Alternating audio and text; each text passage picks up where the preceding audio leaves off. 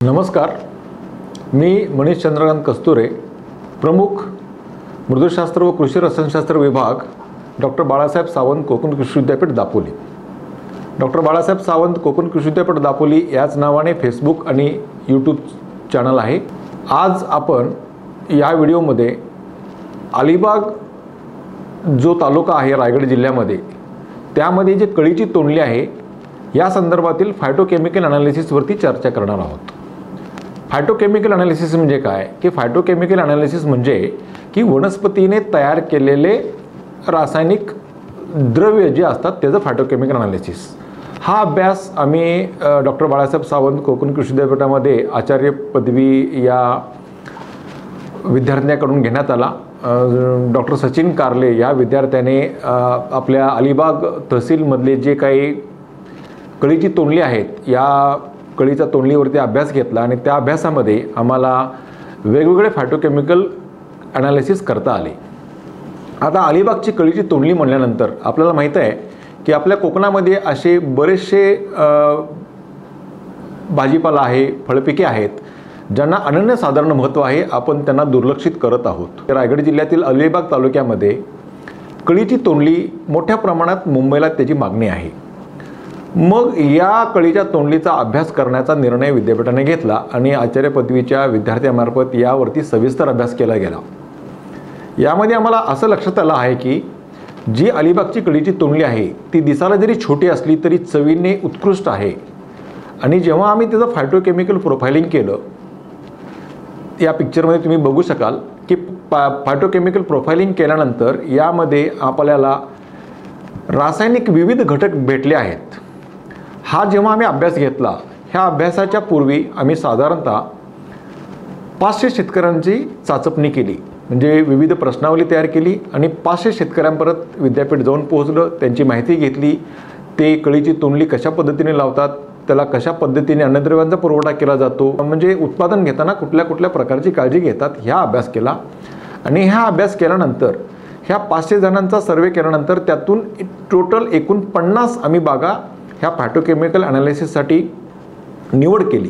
अलिबागची कळीची तोंडलीचा अभ्यास करताना कोकणामध्ये इतरत्र देखील कळीची तोंडली होते, त्याचप्रमाणे पुणे येथे देखील कळीची तोंडली होती. म्हणून आम्ही एकूण 5 बागा ह्या अलिबाग तालुक्याबरोबर एकूण 55 बागा घेतल्या. त्यामध्ये मुळदे असेल, कर्जत लोकेशन असेल, दापोली लोकेशन आणि पुण्यातील एक लोकेशनमधल्या कळीच्या तोंडलीचा देखील अभ्यास केला.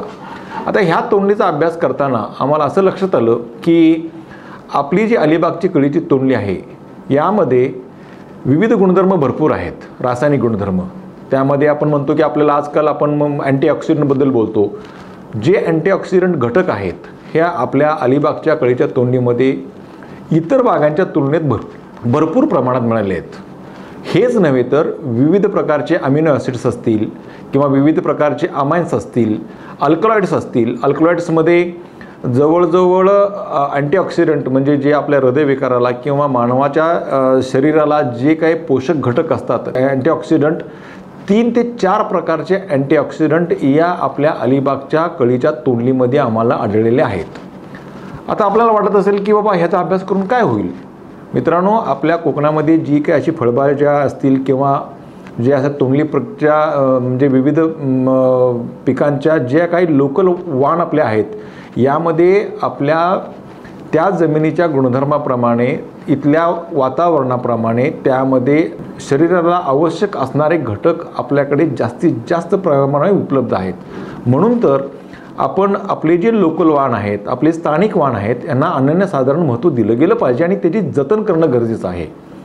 आता जो डॉक्टर बाळासाहेब सावंत कोकण कृषी विद्यापीठामध्ये आमच्या या मृदुशास्त्र व कृषी रसायनशास्त्र विभागामार्फत हा जो अभ्यास केला, ह्या अभ्यासाचा असा फायदा होणार आहे की ज्याप्रमाणे आपण अलिबागच्या पांढऱ्या कांद्याला GI जिओग्राफिकल इंडिकेशन घेण्याचं आपण श्रेय देतो, त्याचप्रमाणे भविष्यात तिथल्या ज्या अलिबाग तहसीलमध्ये साधारणतः 90 ते 95 हेक्टरच्या वरती अलिबागचे आमचे शेतकरी जी तोंडली घेतात, तिला प्रामुख्याने कळीची तोंडली असं आपण म्हणतो, त्या कळीच्या तोंडलीला देखील GI इंडिकेशन मिळण्याकरता आमच्या विद्यापीठाने डॉक्टर बाळासाहेब सावंत कोकण विद्यापीठाने जो काही फायटोकेमिकलचं प्रोफाइलिंग केलेलं आहे, आता ह्याला प्रोफाइलिंग काय म्हणतात की यामध्ये वेगवेगळ्या प्रकारचे सर्व जे वनस्पतीमध्ये निर्माण होणारे जे काही रसायने आहेत त्याचा अभ्यास केलेला आहे आणि त्याचं प्रोफाइलिंग केलेलं आहे, म्हणजे आपण त्याचं ग्राफिकल प्रेझेंटेशन केलेलं आहे.